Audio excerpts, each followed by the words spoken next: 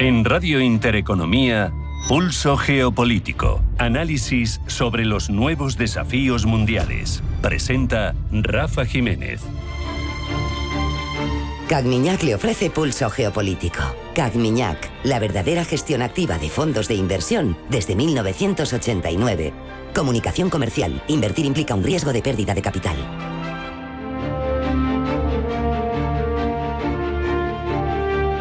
Bienvenidos a Pulso Geopolítico. El ámbito global, el ámbito internacional, tiene dos focos claramente hoy en los dos. Hay un denominador común, que es Estados Unidos. Washington se mueve a dos tiempos, en dos regiones distintas, con dos crisis diferentes, pero con un mismo patrón. Intenta conservar su influencia global en un mundo donde, sabemos, los equilibrios de poder están cambiando.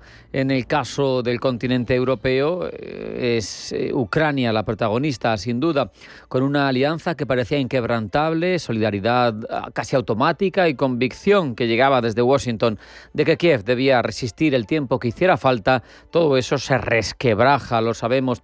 Las dudas internas en Estados Unidos, desde la presión presupuestaria hasta las campañas electorales en su momento, en el horizonte las elecciones de mitad de mandato, pero incluso los logros, el poder colgarse medallas por la resolución de conflictos, sin duda condicionan la estrategia que se está siguiendo.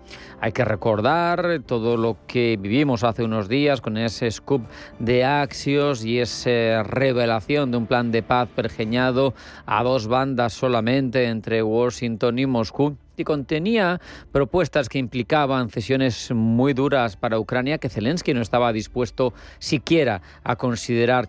Pero el núcleo del escándalo era precisamente no las líneas rojas en concreto, sino que el futuro de un país se discutiera sin el propio país, que se negociara sin tener en cuenta a Ucrania. Esto ha hecho recalibrar el mensaje, ha hecho que se hayan producido reuniones en las que está dando su opinión la propia Ucrania. La Casa Blanca ha matizado, ha insistido en que no hay negociación sin Kiev y ha subrayado que ningún plan de paz puede imponerse desde arriba, pero todo esto, al final, forma parte de un guión estadounidense que es ya conocido con esta administración: corregir una torpeza táctica, pero sin renunciar de ninguna manera al objetivo de fondo estratégico, a dar por concluido de una vez por todas, por interés propio, el conflicto. La realidad es que Washington busca una salida. ¿Por qué? Porque quiere reducir costes, quiere liberar recursos para el verdadero escenario internacional que le obsesiona, que es el que se dirime en el eje Asia-Pacífico, en el Indo-Pacífico, con China, esa disputa por la hegemonía mundial. Al final, Ucrania no es más que otro frente más por la atención estratégica de la Casa Blanca, y no el más importante. Otro frente que sí que le preocupa por cercanía, igual incluso más, es el del Caribe.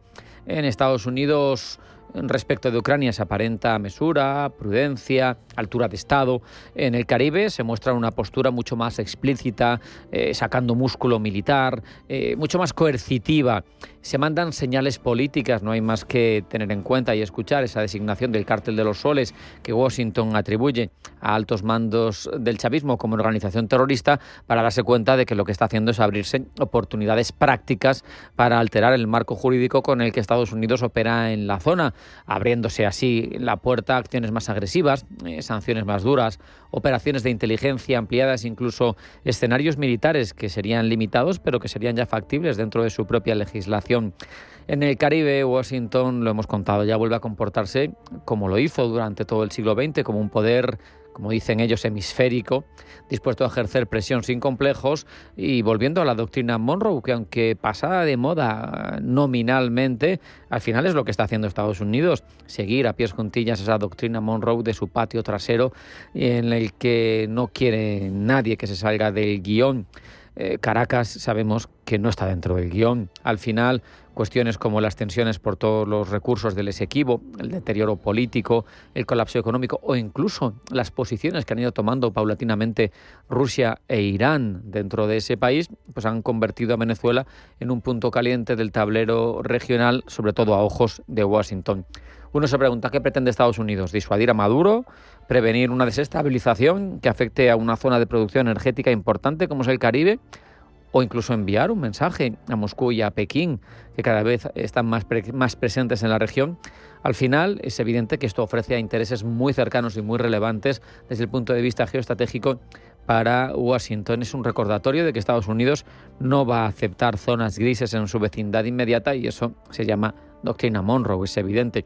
Lo que vemos en la comparación con Ucrania son dos escenarios claramente diferentes, dos formas de presión distintas, dos estilos incluso diplomáticos diferentes, todo bajo una misma lógica.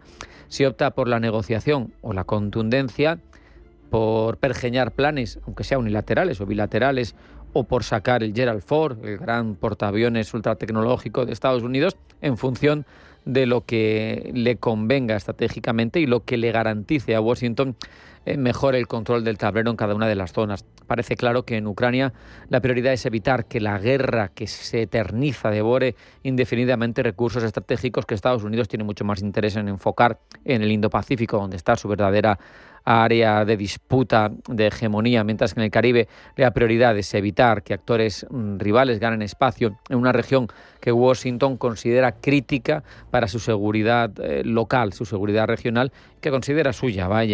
Presionar desde dentro a un aliado, disuadir desde fuera a un adversario y marcar territorio, está claro. Lo que se pregunta uno es si esto sucede porque han cambiado las lógicas, porque Estados Unidos no tiene capacidad para más, porque al final son dos crisis simultáneas. Tradicionalmente Estados Unidos ha sido capaz de mantener esto y más. ¿Se está replegando por intereses, por incapacidad?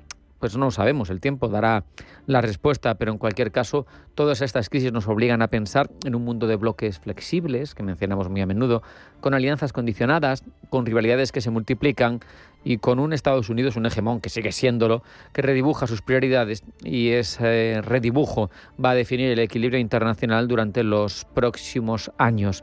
Es imposible no tener en cuenta cómo está redibujando Estados Unidos el equilibrio internacional, porque a partir de ahí los demás se van a mover.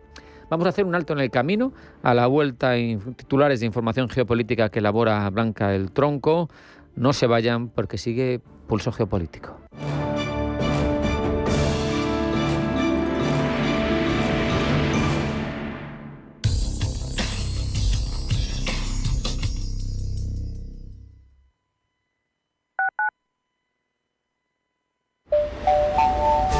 Para los que vuelven tarde a casa y para los que empiezan antes de que amanezca, para los que tienen su rutina diaria con los horarios y estaciones de siempre, y para quienes deciden romperla cogiendo nuevos caminos. Tu ritmo, tu transporte.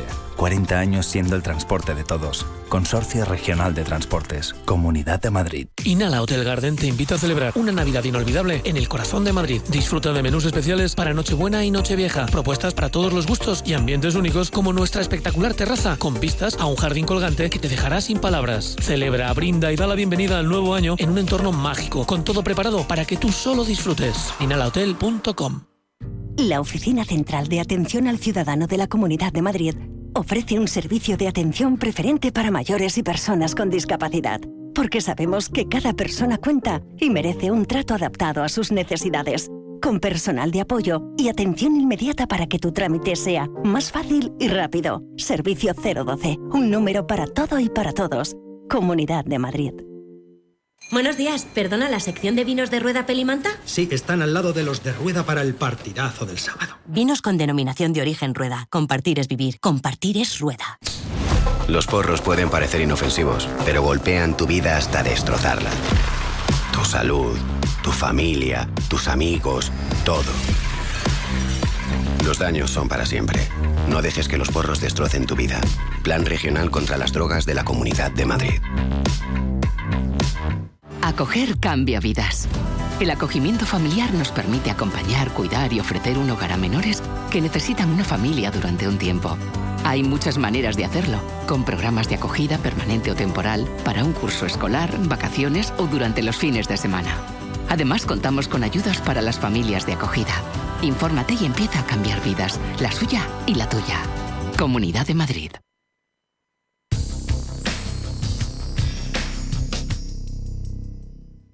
No todas las gestoras son iguales. Desde 1989, Cagmiñac ha ofrecido a los inversores una gestión verdaderamente activa y basada en sus convicciones, ayudándoles a alcanzar sus objetivos a largo plazo. A lo largo de nuestra historia, hemos desafiado el consenso y descubierto oportunidades de inversión allá donde se encuentren, explorando todas las posibilidades. Cagmiñac, 35 años de verdadera gestión activa. Más información en cagmiñac.es.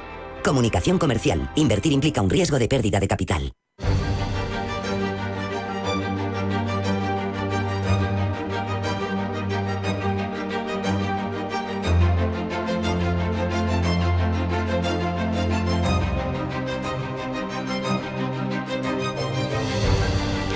Vamos a repasar ya las cuestiones más relevantes de ámbito geopolítico. Primero, los titulares que elabora Blanca del Tronco. Blanca, bienvenida, buenas tardes. Buenas tardes. Comenzamos con Estados Unidos y Ucrania, que siguen negociando la paz. Kiev y Washington seguirán manteniendo contactos este lunes para abordar los asuntos pendientes de lo negociado en Ginebra, un marco de paz actualizado y perfeccionado para sellar la paz entre ucranianos y rusos antes de alcanzar una versión definitiva que sea presentada a los respectivos presidentes Zelensky y Donald Trump. Sobre el terreno, entre tanto, continúan los bombardeos rusos. Un ataque con drones ha matado a 4 personas en Kharkov. Los líderes europeos se reúnen para abordar las conversaciones de paz de Ucrania. Reunión en Luanda, en Angola, a la que asiste el presidente del gobierno Pedro Sánchez, mientras el presidente turco Recep Tayyip Erdogan mantendrá este lunes con Putin una conversación telefónica en la que le pedirá revitalizar las conversaciones sobre la iniciativa del Mar Negro. Aumenta la tensión entre Estados Unidos y Venezuela. El Departamento de Estado de Estados Unidos designa este lunes al Cártel de los Soles como organización terrorista, grupo del que se conoce muy poco y que Washington vincula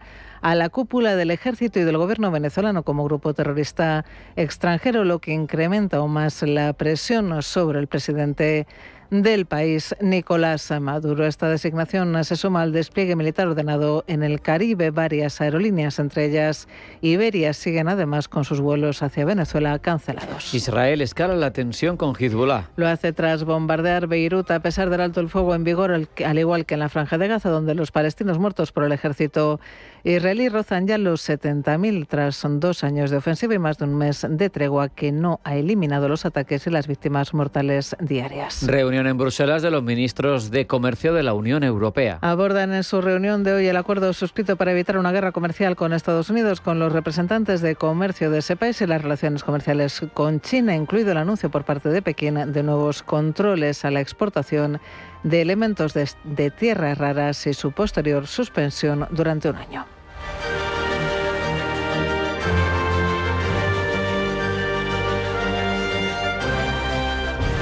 Vamos a ampliar ahora todas estas informaciones, Blanca. Donald Trump rebaja en parte las expectativas en torno a las conversaciones de paz en Ucrania. En una publicación en su red social advierte de que no se debe creer en ningún proceso significativo por ahora, aunque asegura que algo bueno puede estar sucediendo. Zelensky, que habla también de avances, asegura por su parte que el principal escollo para la paz son las pretensiones de Putin. Rubén Gil.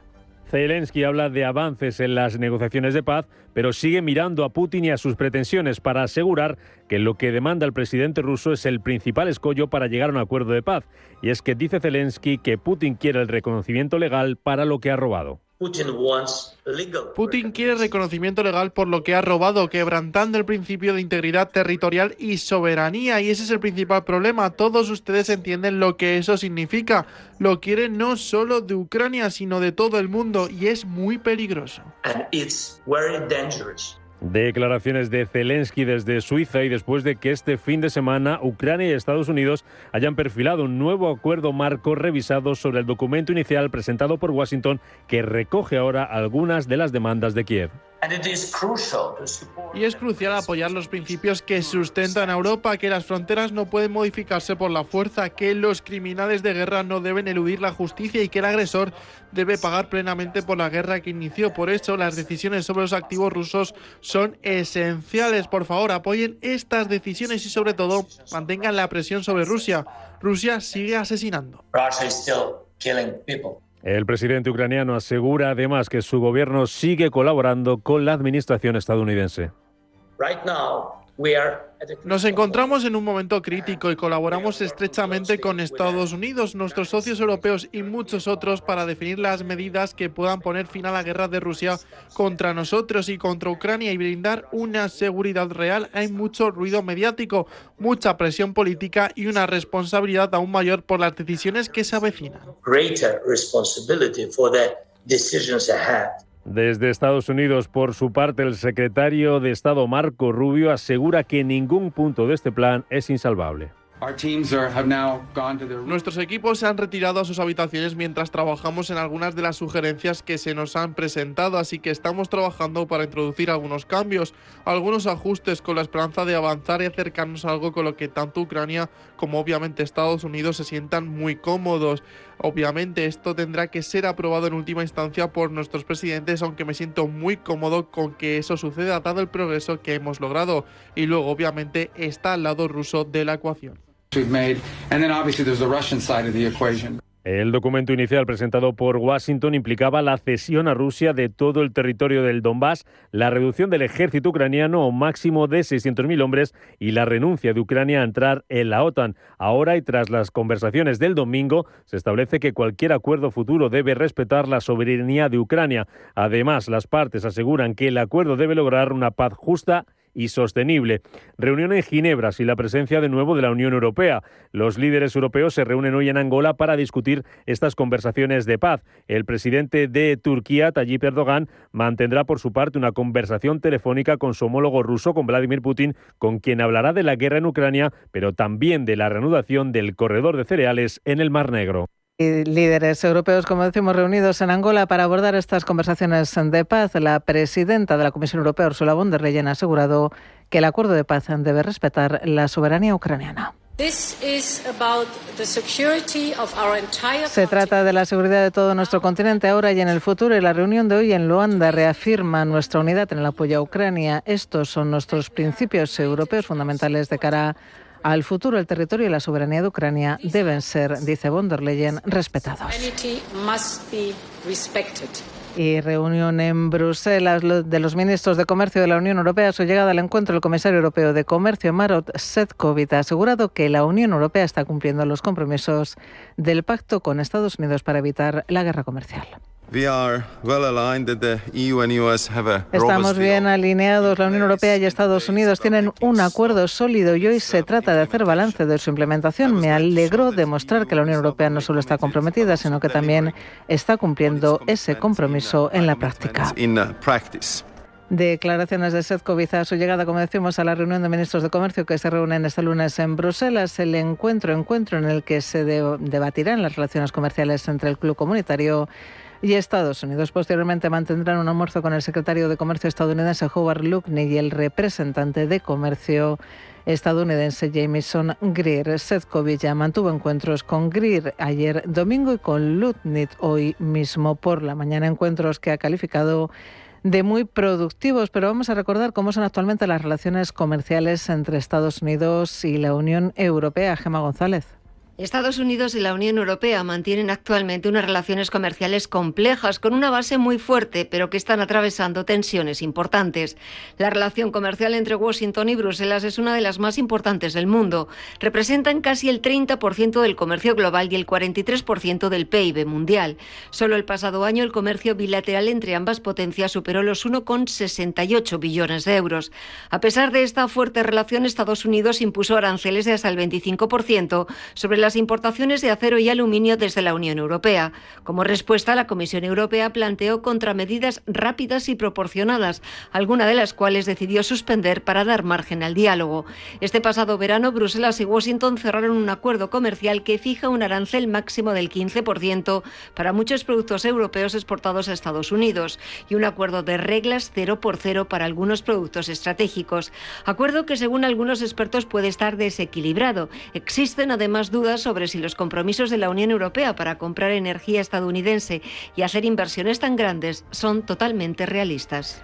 Las aerolíneas siguen cancelando sus vuelos a Venezuela después de que la Autoridad Aérea de Estados Unidos haya alertado del riesgo de sobrevolar el país sudamericano. Lo que se interpreta como el riesgo de una escalada militar sucede el mismo día que Washington ha designado oficialmente como terrorista al Cártel de los Soles, cuyo líder sería, según Estados Unidos, Nicolás Maduro. Esto permitiría a la Casa Blanca tomar medidas más contundentes contra Caracas. A Pablo Llanone. Aerolíneas como Iberia ya han cancelado todos sus vuelos hasta nuevo aviso. Como explicación, la compañía portuguesa TAP ha declarado que la información emitida por las autoridades aeronáuticas de Estados Unidos indica que no están garantizadas las condiciones de seguridad en el espacio aéreo venezolano, en particular en la zona de información de vuelo Maiquetía.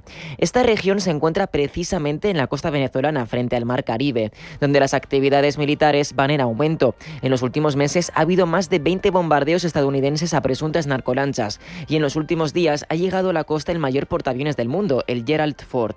En paralelo, hoy ha entrado en vigor la designación como organización terrorista al Cártel de los Soles, que incluye a Maduro como su supuesto líder. Altos cargos de la administración de Donald Trump opinan que este paso amplía las opciones de la Casa Blanca para emprender acciones militares dentro de Venezuela.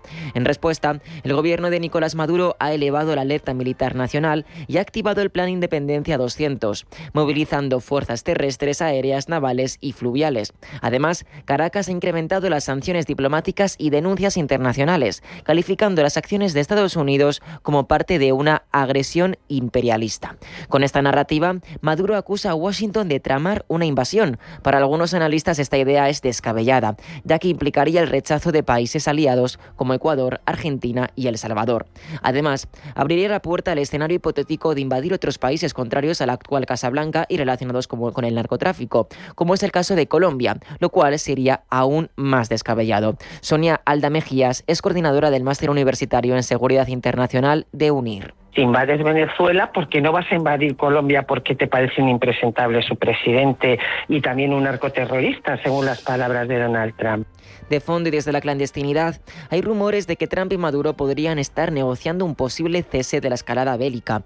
El líder chavista se habría mostrado dispuesto a dejar la presidencia en el año 2027, mientras que el jefe republicano habría insistido en que ocurriese lo antes posible, sin esa espera de 2 años. Este acuerdo, que de momento se limita al cauce del rumor, genera esperanzas en el sector aéreo, que se desempeña bien en bolsa y atrae miradas positivas sobre su futuro en el corto plazo.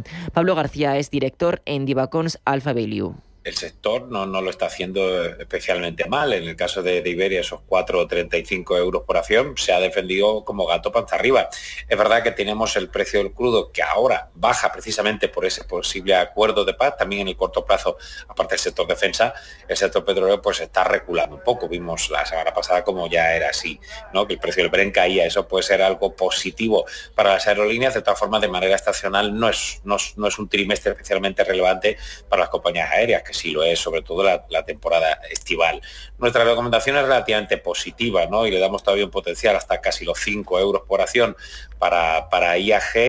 Se mantiene la tensión también en Oriente Medio, en especial entre Israel y Hezbollah en Líbano, a pesar del alto el fuego existente desde 2024. Sin embargo, el acuerdo está muy lejos de cumplirse en su totalidad y hay múltiples denuncias de violaciones por ambas partes. Sobre el terreno, Israel mantiene tropas en 5 puntos estratégicos del sur del Líbano, algo que para Hezbollah es una violación del acuerdo. Israel, por su parte, acusa al grupo terrorista de estar reconstruyendo su capacidad militar, lo que justifica los ataques aéreos de las últimas semanas. Solo en este último mes se han intensificado los bombardeos israelíes contra objetivos en el sur del Líbano, que según Israel son instalaciones de Hezbollah. Solo en la última semana ha habido 10 ataques aéreos, además de artillería, drones y otras operaciones militares de Israel contra Hezbollah. También ha habido ataques en el norte del río Litani y ayer Israel golpeó un edificio en Beirut y mató al jefe del Estado Mayor de Hezbollah. El gobierno libanés ha dado señales de querer desarmar Hezbollah y otros grupos armados antes de que termine el año, pero Hezbollah pone condiciones. No aceptarán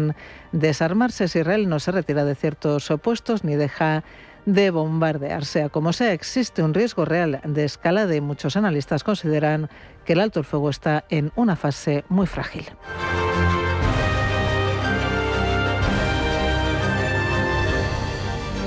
En Radio Intereconomía, Pulso Geopolítico. No todas las gestoras son iguales. Desde 1989, Cagmiñac ha ofrecido a los inversores una gestión verdaderamente activa y basada en sus convicciones, ayudándoles a alcanzar sus objetivos a largo plazo. A lo largo de nuestra historia, hemos desafiado el consenso y descubierto oportunidades de inversión allá donde se encuentren, explorando todas las posibilidades. Cagmiñac, 35 años de verdadera gestión activa. Más información en cagmiñac.es.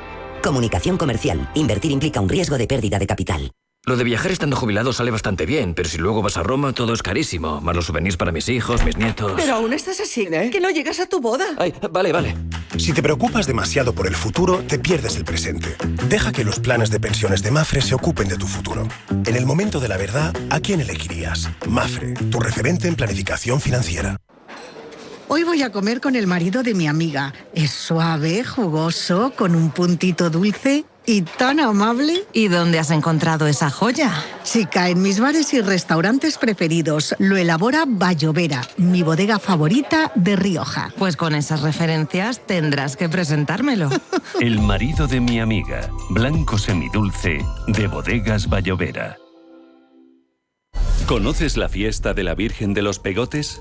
Miles de personas disfrutan cada año de esta tradición, que desde 1745 ilumina con sus antorchas las calles de Nava del Rey, en el corazón de Valladolid. En nuestra ciudad verás cómo la Virgen es piropeada en cada calle, saborearás nuestras castañas asadas, el vino rancio. Tu paladar se asomará a unas costumbres únicas, a las que esperan mesa y mantel, parada y fonda. El 30 de noviembre y el 8 de diciembre, no te pierdas esta singular devoción que solo podrás vivir aquí, en Nava del Rey, Valladolid. Fiesta declarada de interés turístico nacional. Mercado de divisas, la actualidad del euro, el dólar, la libra y todo el mercado Forex. Un programa presentado por Alba Puerro. Elige tu propio camino en el mundo de la inversión. Mercado de divisas, los miércoles de 10 a 11 de la noche en Radio Intereconomía.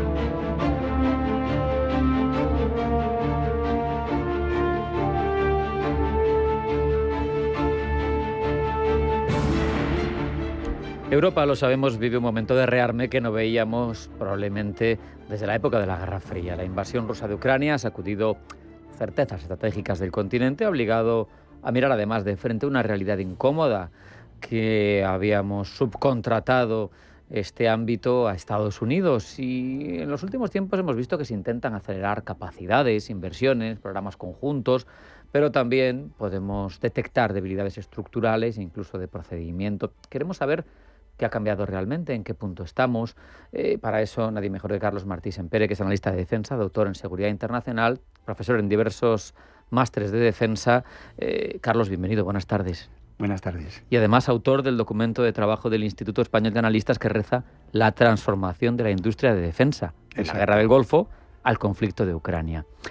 Echándole un vistazo, pues se leen cuestiones interesantes como que Europa invierte poco en defensa, en particular en adquisiciones, pero especialmente poco en I+D. Y mi pregunta sería así, como para situar un poco el debate, o vamos a la reflexión. ¿Esto nos va a dejar siempre a los europeos dependiendo para lo más avanzado de proveedores externos?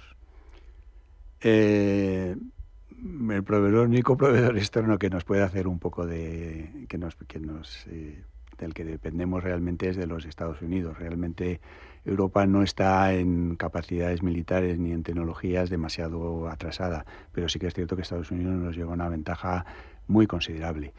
Los europeos, prácticamente desde que acabó la Segunda Guerra Mundial, hemos invertido poco en defensa. Teníamos el paraguas norteamericano que nos ha cubierto durante muchísimos años, y los europeos hemos dado prioridad a otras necesidades más perentorias, desde sanidad, justicia, educación, otros aspectos, siempre con la plena confianza del paraguas norteamericano, no solo en capacidades convencionales, sino también en armas nucleares, con lo cual pues nos daba una protección enorme.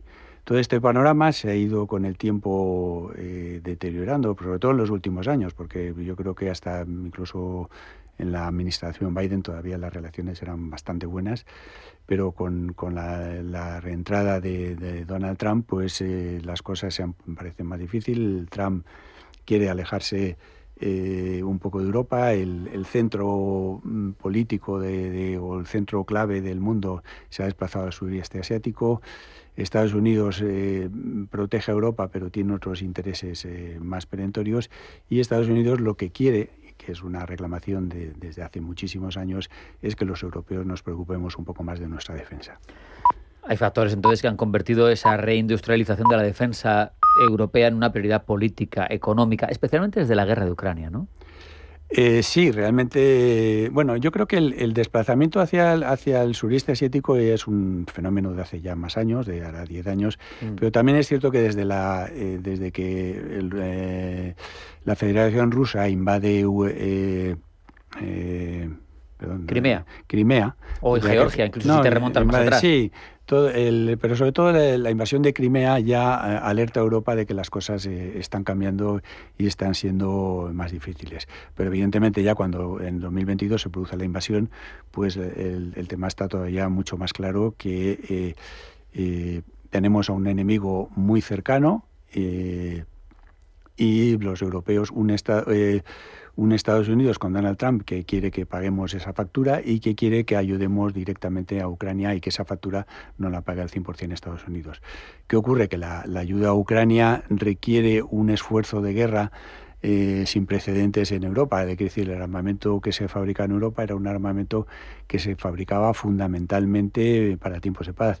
Ahora, en tiempos de conflicto, en tiempos que hay que hacer entregas muy rápidas y masivas de ciertos armamentos y ciertos equipos, pues Europa se ha encontrado que no tenía esas capacidades disponibles. Los tiempos de producción de munición a los que haces alusión, de blindados, de sistemas complejos, parece que son un cuello de botella. ¿Se reduce poco a poco esa lentitud estructural o la industria todavía va por detrás de lo que las urgencias estratégicas nos van dictando? Vamos a ver, hay una serie de... La producción de armamento es un tema muy complejo, que lleva mucho tiempo. La madurez de algunas tecnologías y de algunos sistemas puede llevar décadas, 10, 20 años o 30 años, puede ser en muchos sistemas de armas relativamente frecuentes. La producción masiva de armamento lleva también mucho tiempo. Si tú tienes unas factorías que producen unas determinadas cantidades, acopiar materiales, abrir nuevas líneas de producción, traer expertos y todo eso es costoso, lleva tiempo, no se improvisa. ¿Qué está ocurriendo? Pues evidentemente desde 2022 ahora pues hay ciertos armamentos que Europa ya está produciendo a bastante gran escala y que están ayudando a suplir las necesidades de materiales de Ucrania, pero hay otros desarrollos más complejos que son más a largo plazo que está costando bastante más.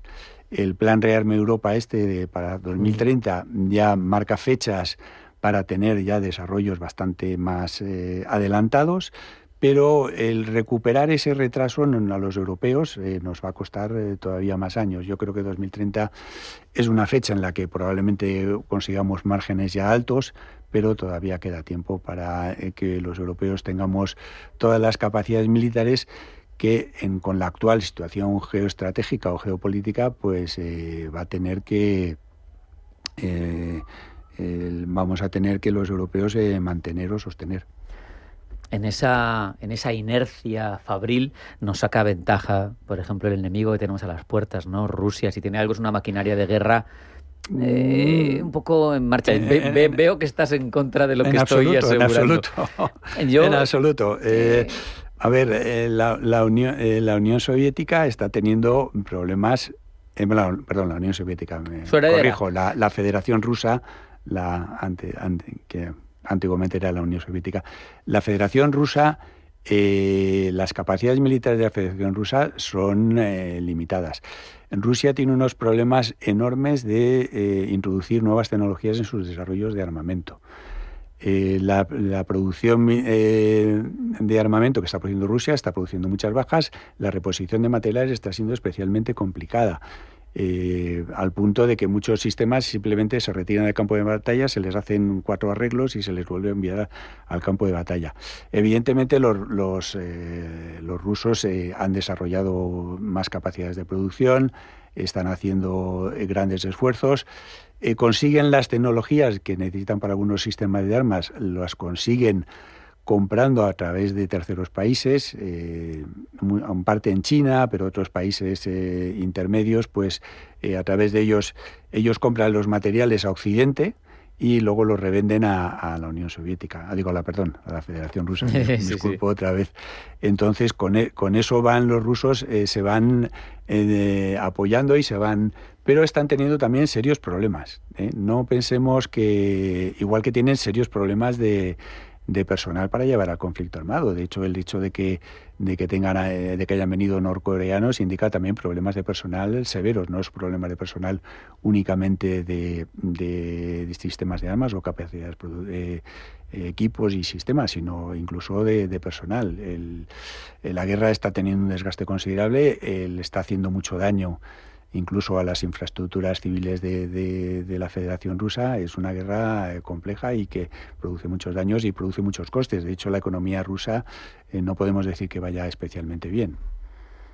Entonces no tendríamos que estar tan preocupados como nos quieren hacer ver algunos ministros del este de Europa y jefes de Estado Mayor que hablan de que en 2030 vamos a tener una agresión a un país OTAN por parte de Rusia. A ver, es muy difícil hacer predicciones sobre el futuro. Eso siempre lo ha sido ahora y siempre. Totalmente. Entonces, que pudiera hacer la Unión Soviética algunos eso, pues podría ser, pero parece difícil. Quiero decir, el hecho de que Rusia no esté consiguiendo barrer a las tropas ucranianas indica que las capacidades de la Federación Rusa no sean especialmente elevadas.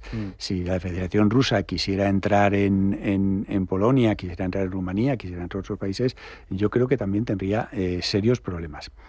Otra cosa es que también la Federación Rusa tiene armamento nuclear que podría utilizar. Pero usar armamento nuclear es muy complicado, podría tener represalias muy difíciles y muy, sobre todo, dificilísimas de controlar. Quiero decir, podría hacer una escalada en la que el mundo nos redujéramos prácticamente a cenizas. Usar ese armamento parece difícil.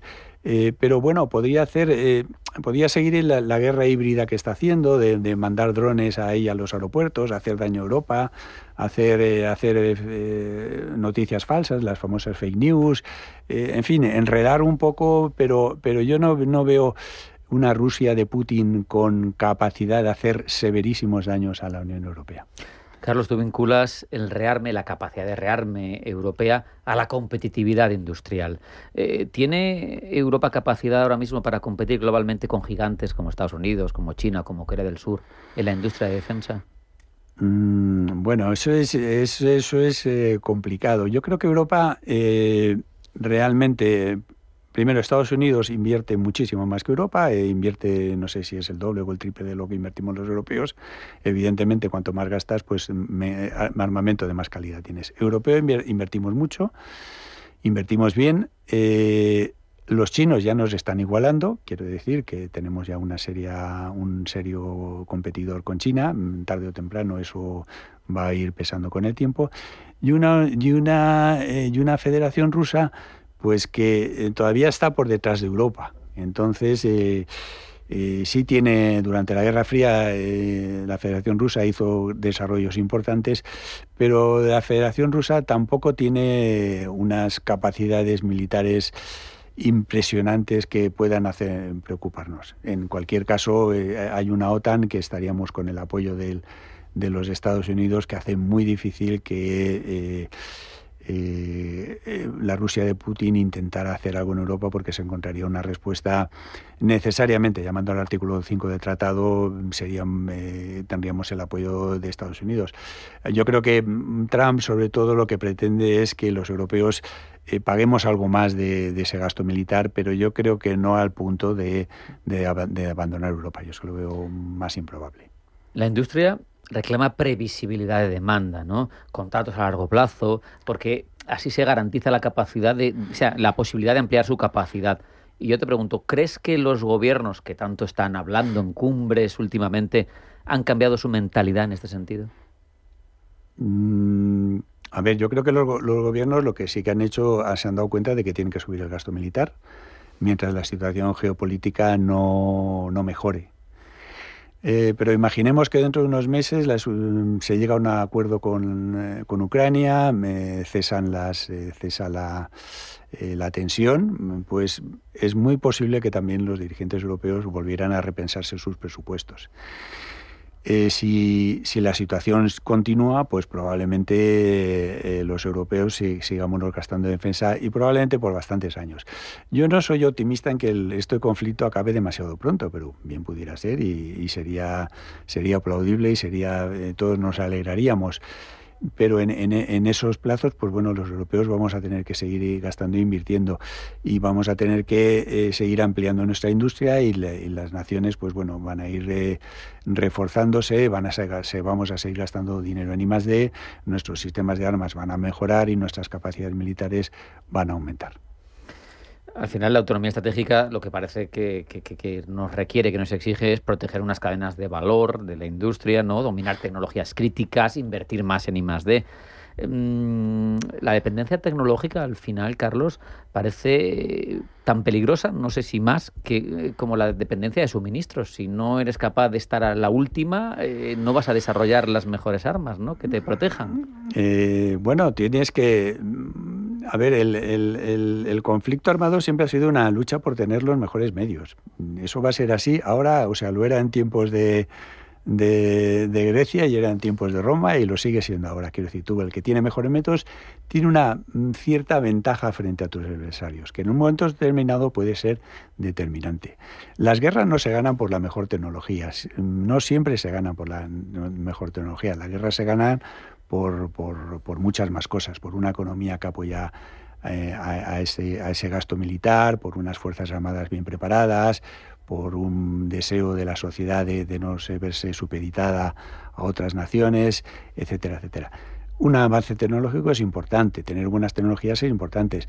Las tecnologías, pues a veces se comparten, a veces se compran, a veces se comparten. Hay tecnologías que, bueno, pueden ser muy críticas y puedes tener una dependencia importante. Si tu socio que te da esas tecnologías es fiable, pues tampoco hay tanto problema. Si tu socio no es fiable y te niega esas tecnologías, pues la cosa se puede complicar. ¿Conviene ser un poco autónomo? Pues yo diría que sí, conviene ser un poco autónomo. ¿Exagerar esa autonomía? Bueno, los europeos hemos vivido 50 años con una dependencia de Estados Unidos que nos ha ido muy bien, ahorrándonos dinero y dedicando las cosas para otras cosas. Cuidado, porque esa dependencia depende de los casos. Pero bueno, tener unas buenas tecnologías en tu país y tener capacidades productivas, pues sí es siempre interesante. El presidente de Italia, Sergio Mattarella, hablaba de ese periodo denominándolo como el vasallaje feliz de Europa respecto de Estados Unidos. Para terminar, Carlos, hemos visto que hay una ventana política que se puede cerrar, lo apuntabas tú en una de tus reflexiones. Si cambiaran las circunstancias, pues igual esa ventana política se cierra antes de tiempo. Entonces, si la transformación industrial en el ámbito de la defensa no culmina hacia donde tiene que ir, ¿en qué escenario nos vamos a encontrar? Me refiero, ¿vamos a depender siempre ya de forma permanente de Estados Unidos? ¿Vamos a ser vulnerables estructuralmente? ¿Perder capacidades de disuasión? ¿Hacia dónde vamos a ir si esto no culmina bien? Si esto no culmina bien, pues bueno, seguiremos, vuelvo a decir, si tú gastas 100 y Estados Unidos gasta 200, pues evidentemente Estados Unidos va a liderar. Si Estados Unidos gasta 200 y la China gasta 400, pues en 20, en 30, en 40 años los chinos se convertirán en el líder mundial y tendrán capacidades que incluso los Estados Unidos temerán.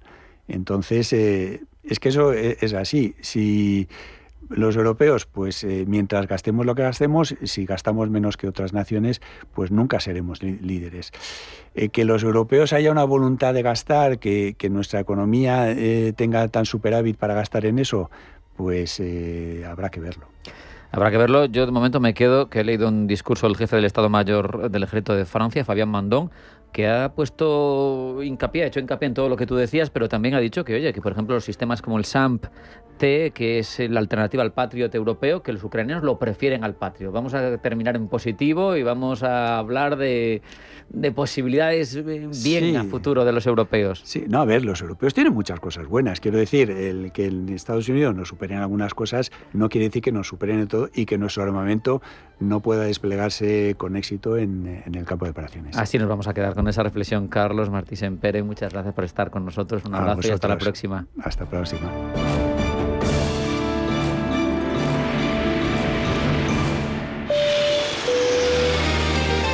Disfruta la magia del invierno con Iberia. Tromsø con sus auroras boreales, Rovaniemi con la Navidad más auténtica en la casa de Papá Noel, o Innsbruck con sus deportes invernales en pleno corazón de los Alpes. Reserva ya en iberia.com y vive un invierno auténtico. En Radio Intereconomía te acompañamos donde tú quieras. Sintonízanos en directo a través de la radio, nuestra web, aplicación móvil o canal de YouTube. Si lo prefieres, también puedes encontrarnos en diferido a través de iVoox, Apple Podcast, Spotify y todas las plataformas de podcast. La mejor información económica en cualquier momento y desde cualquier lugar. Radio Intereconomía, siempre contigo.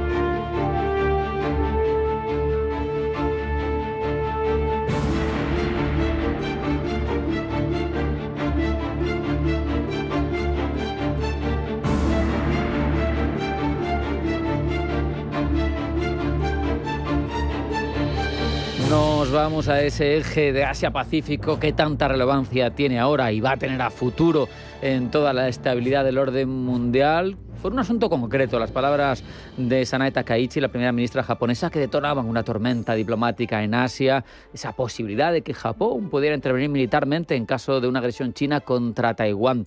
Sabemos que esto es una polémica que viene además lastrada por mucho pasado en común, enfrentamientos, pero ahora mismo hay un equilibrio X en el que se están produciendo una serie de discusiones diplomáticas. Queremos ver el trasfondo. Para eso, nadie mejor que Cristina Font Aro, analista internacional, especializada en China y doctorando en Ciencias Sociales en la Universidad Carlos III. Cristina, bienvenida, buenas tardes. Muy buenos días y, buenas tardes y muchas gracias por invitarme. Es un placer estar aquí. Vamos a dar contexto, a situar. Sí.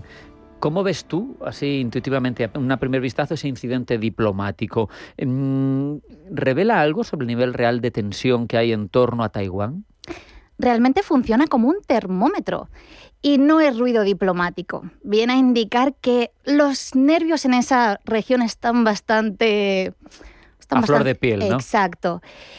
Hay que pensar que esto que sucede ahora no es coyuntural, sino que es más bien estructural. Y para entender lo que viene sucediendo, a mí me gusta mucho usar los distintos juegos. Hablemos de teoría de juegos. Lo que pasa es que, si puedo, hablaremos de más de uno. Imaginemos que China y Japón están uno enfrente del otro y tienen un tablero de ajedrez. Uno son las blancas y el otro las negras. Entonces, lo que nosotros vemos aquí es, al movimiento de uno, el movimiento del otro. Uh-huh.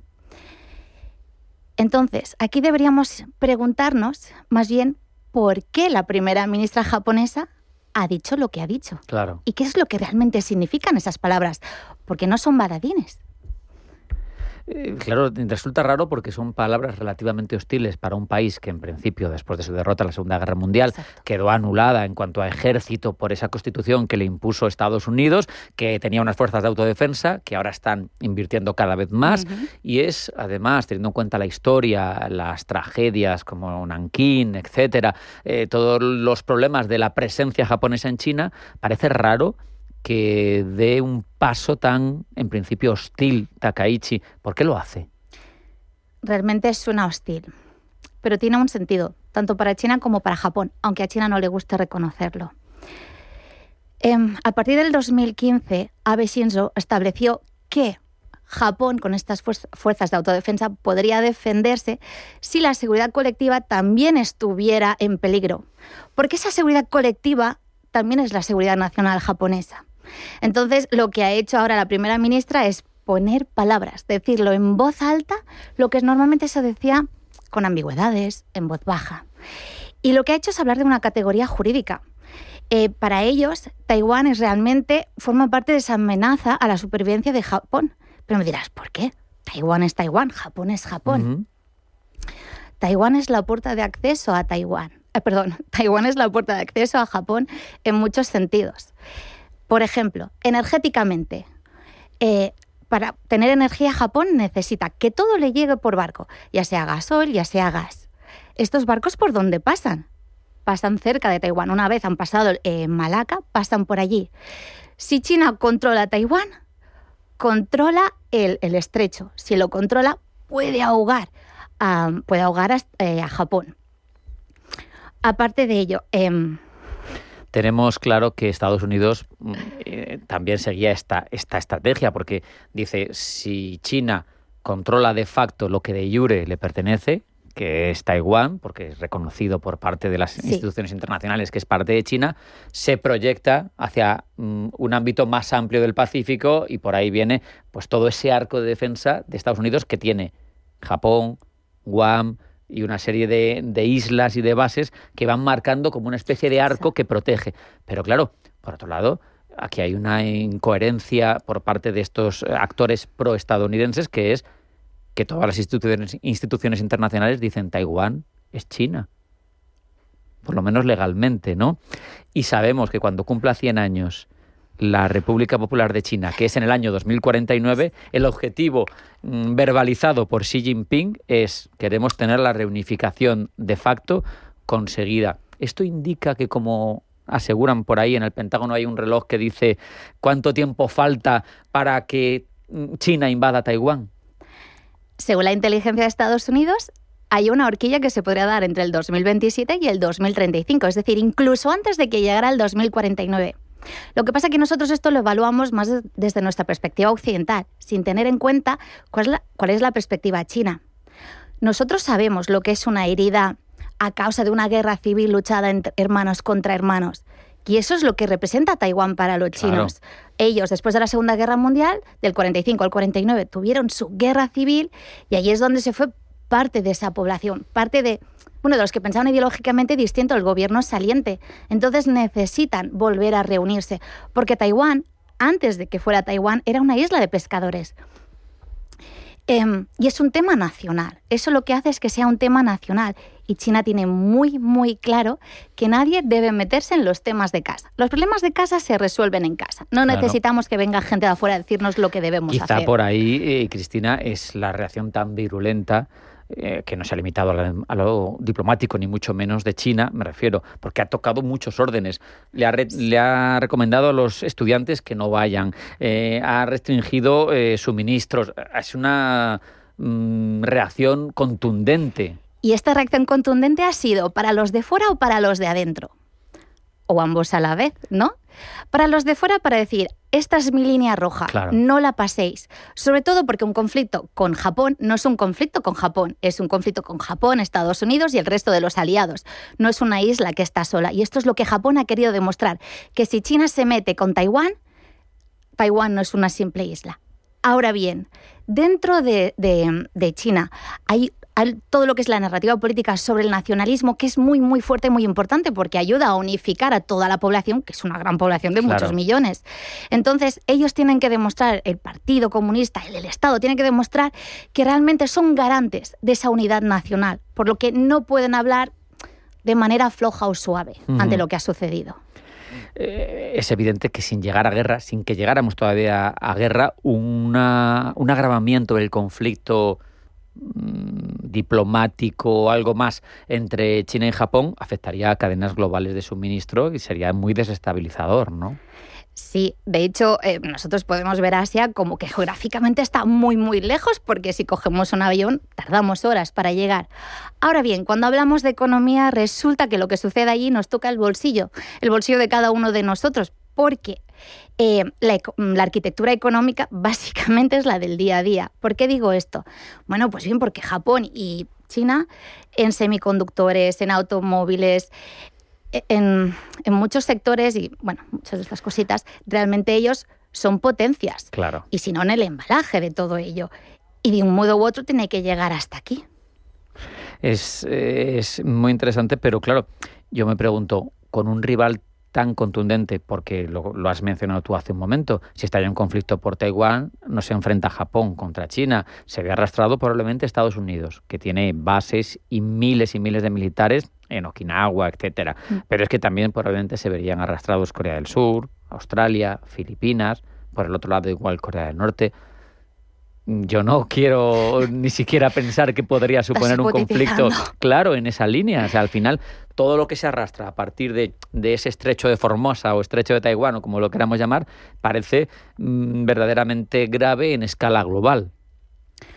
Lo es. Por eso ahora mismo allí, si seguimos con nuestra idea de teoría de juegos, se está dando lo que es un equilibrio de Nash.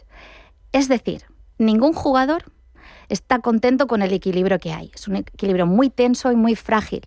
Pero es el mejor equilibrio posible, es el menos malo de todos los malos. Y si uno de ellos unilateralmente decidiera hacer algún movimiento, se crearía un nuevo equilibrio, pero es que no sabemos dónde estarían los actores.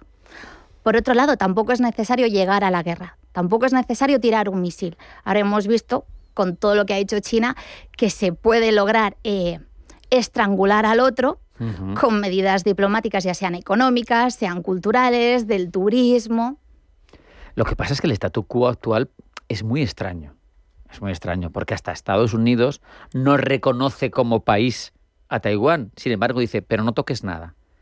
Que de facto siga siendo independiente. Aunque no sea un país, aunque yo no reconozca esa república de Taiwán, que sabemos que hasta los 70 era la reconocida por parte de Naciones Unidas, ahora no lo es. Pero se intenta mantener una situación que es antinatural.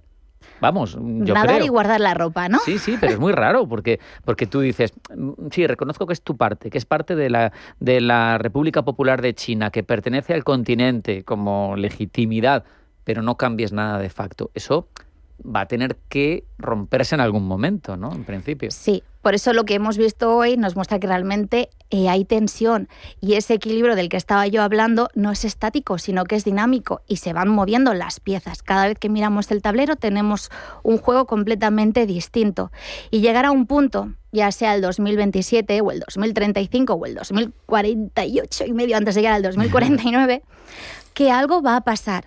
Lo que pasa es que siempre estamos mirando por el garrote. Es decir, en política tenemos la zanahoria y tenemos el bastón. Nosotros siempre pensamos en el bastón, pero China está aplicando este bastón más bien hacia afuera, hacia los otros, para marcar límites. Pero China, si es inteligente, no va a usar el bastón con Taiwán, porque las consecuencias internacionales serían abrumadoras, completamente negativas. Entonces, lo mejor para China, en verdad, es usar la miel, la zanahoria. Hombre, los casos de Mindanao o de Hong Kong, ¿no? Donde consiguió, a partir de mucha paciencia y de ciertas concesiones pequeñas, de políticas, dos sistemas políticos, tal, pues consiguió que le devolvieran esos enclaves que estaban en poder de Occidente y lo consiguió sin disparar un solo tiro.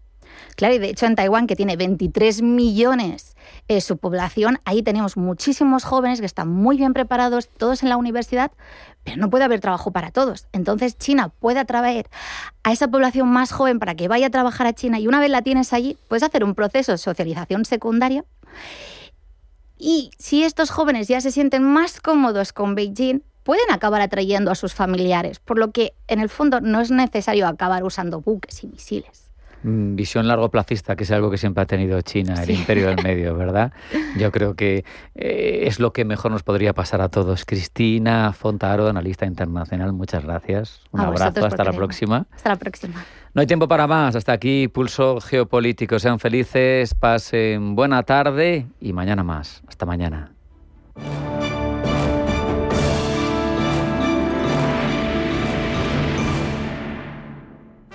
Cagmiñac le ha ofrecido Pulso Geopolítico. Cagmiñac, la verdadera gestión activa de fondos de inversión desde 1989. Comunicación comercial. Invertir implica un riesgo de pérdida de capital.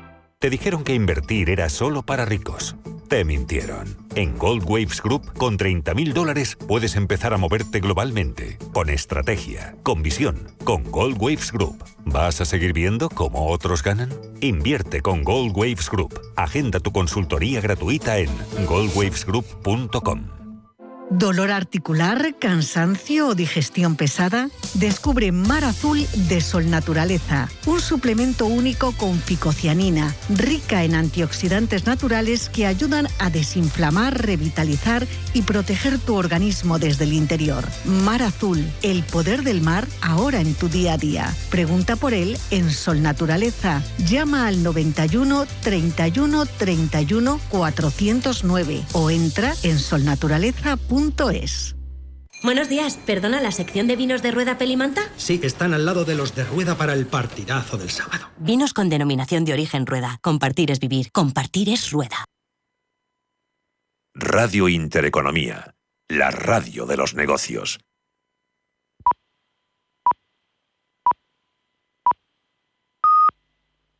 Toda la